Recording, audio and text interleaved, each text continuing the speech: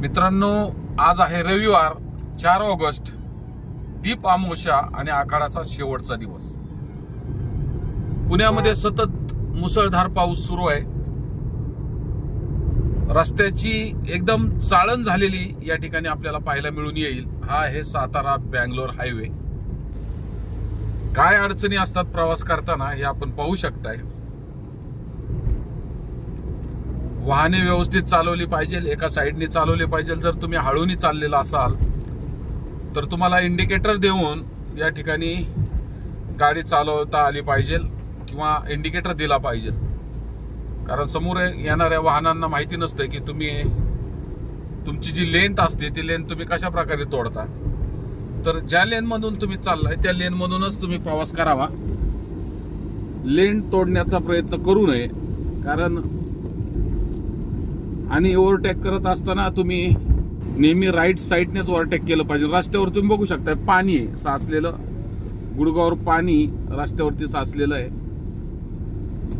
आणि त्यामुळं वाहनं नेहमी सावकाश चालवली पाहिजे. कारण आपल्यामुळं दुसऱ्याचा जीव धोक्यात जाऊ नये याची खबरदारी आपण घेतली पाहिजे. आपल्यामुळं लोकांना इजा पोचू नये, त्यांचं आर्थिक नुकसान होऊ नये, कुणाच्या जीवितास हानी होऊ नये याची काळजी आपण प्रखरतेने घेतली पाहिजे. म्हणून गाडी सुरक्षित चालवली पाहिजे. वेगाची मर्यादा 60च्या पलीकडे जाऊ नये याची खबरदारी आपण घेतली पाहिजे. कारण सतत आपण पाहतोय की रस्त्यावरती अपघात होण्याची संख्या प्रचंड प्रमाणात वाढलेली आहे. अपघातात अनेक लोक दगावली जातात. संपूर्ण कुटुंब यामुळे उद्ध्वस्त होतात.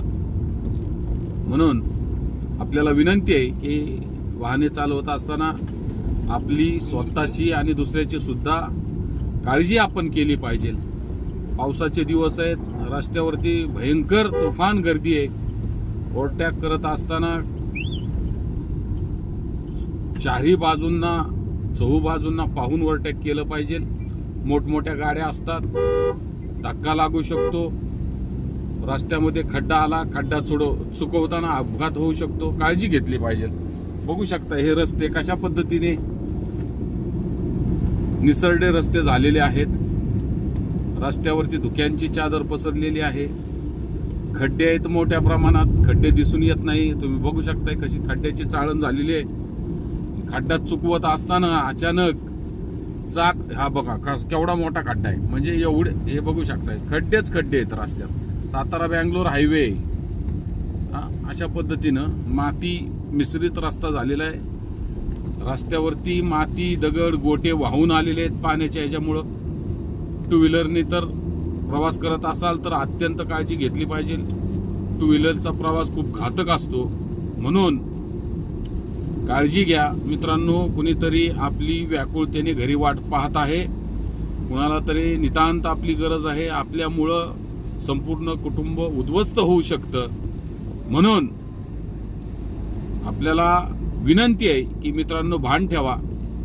नशा करून कुठलीही गाडी किंवा ड्रायव्हिंग करू नका. कुठलीही नशा करू नका. सतत कोणीतरी पान गुटखा खात असतं, गाडीच्या काचा खाली घेऊन थुकत असतं. त्याच्यामुळे दुसऱ्याच्या अंगावर उडू शकतं. उगाच भांडणाला आमंत्रण देऊ नका आणि गाडी व्यवस्थित चालवा. बाकी दुसरं काय, जीवन खूप सुंदर आहे. सुंदर पद्धतीने जगता आलं पाहिजे. बघा, हा तुम्ही सातारा बँगलोर हायवेचा हा तुम्ही कात्रजचा नवीन बोगदा या ठिकाणी पाहू शकता. अत्यंत नयनरम्य दृश्य आहे. अशा नयनरम्य दृश्याचा आपण आनंद घेतला पाहिजे. वर्षाविहार करण्यासाठी फॅमिली सोबत, मित्रांसोबत फिरता आलं पाहिजे. पण फिरत असताना काळजी घेणं अत्यंत गरजेचं आहे. बघू शकता अत्यंत सुंदर असं नयनरम्य दृश्य. आणि हा तुम्हाला समोर दिसतोय 14.58 मिलीमीटर. काय म्हणजे नेमकं काय का म्हणजे या बोगद्यात आता शिरलेलं आहे. लाईटी व्यवस्थित नाहीये. कुठं कुठं लाईटी लावलेल्या आहेत. यामुळं ऍक्सिडेंट होऊ शकतो, अपघात होऊ शकतो. म्हणून प्रशासनाला विनंती आहे, बोगद्यामधल्या किमान लाईटी लावण्याचा प्रयत्न करा. या ठिकाणी सुरक्षा रक्षक तैनात करा. बोगद्याच्या अलीकडे पोलिसांची चौकी पाहिजे, चौकीची सुविधा नाही. बोगद्याच्या अलीकडे पलीकडे ॲम्ब्युलन्सची सुविधा पाहिजे, ती सुविधा नाही. टोल मात्र प्रशासनाच्या वतीनं 500 600 रुपये आकारला जातो. असे असताना ज्या सुविधा द्यायला पाहिजे, बोगद्याच्या अलीकडे बाथरूमची टॉयलेटची सोय पाहिजे, ते सुद्धा सोय आपल्याला केलेली पाहायला मिळून येत नाही. मात्र प्रशासन ढिम्म पद्धतीनं सर्व काही पाहतंय. म्हणून प्रशासनाचा या ठिकाणी या व्हिडिओच्या माध्यमातून जाहीर असा निषेध करतो. या बोगद्यामध्ये टू व्हीलरवाले साईडला थांबलेले असतात पावसामुळं आणि मग कुठेतरी अपघाताला आमंत्रण देतात. म्हणून बोगद्यामध्ये कुणीही थांबू नये. टू व्हीलर असो या फोर व्हीलर, बोगद्यामध्ये विश्रांती घेण्याचा प्रयत्न करू नये. सतत बोगद्याच्या बाहेर जाऊन एका साईडला आश्रय बघून थांबावे. बोगद्यात कुणीही थांबू नये. पाहू शकताय, अचानकपणे जर एखाद्याने ब्रेक लावला तर या ठिकाणी अपघात होऊ शकतो. एखादी मोठी जड मालाची वाहतुकीची गाडी जर या ठिकाणी पंक्चर झाली, अपघातग्रस्त झाली, ब्रेक फेल झाली तर कशा पद्धतीनं धोका निर्माण होऊ शकतो. आपल्यामुळं दुसऱ्यांच्या जीवाला सुद्धा धोका निर्माण होऊ शकतो. म्हणून काळजी घेतली पाहिजे. प्रवास करत असताना गाडीचे टायर तपासून बघितले पाहिजे, ब्रेक सुरक्षित आहेत का तपासलं पाहिजे, गाडीमध्ये इंजिन ऑइल आहे का तपासलं पाहिजे. सर्व गोष्टीची संपूर्ण चेकअप करून मगच आपण कुठं लांब प्रवास करत असाल तर त्या प्रवासाचं नियोजन आखलं पाहिजे. नियोजनबद्ध प्रवास असला पाहिजे. लहान मुलं असतील तर गाडीमध्ये दुधाची बाटली असेल, त्यांच्यासाठी लागणारा नाश्ता असेल, मुलांसाठी पिण्याची पाण्याची बाटली असेल, त्या सर्व गोष्टी आपण गाडीमध्ये घेतल्या पाहिजे. कारण लांब पल्ल्याचा जर प्रवास असेल, रस्त्यात पाऊस असेल तर हॉटेलमध्ये थांबता येत नाही, जेवता येत नाही, तर गाडीत बसून 2 पॉइंट जेवण करू शकता. म्हणून प्रत्येकाने काळजी घेऊन सुरक्षित प्रवास करावा.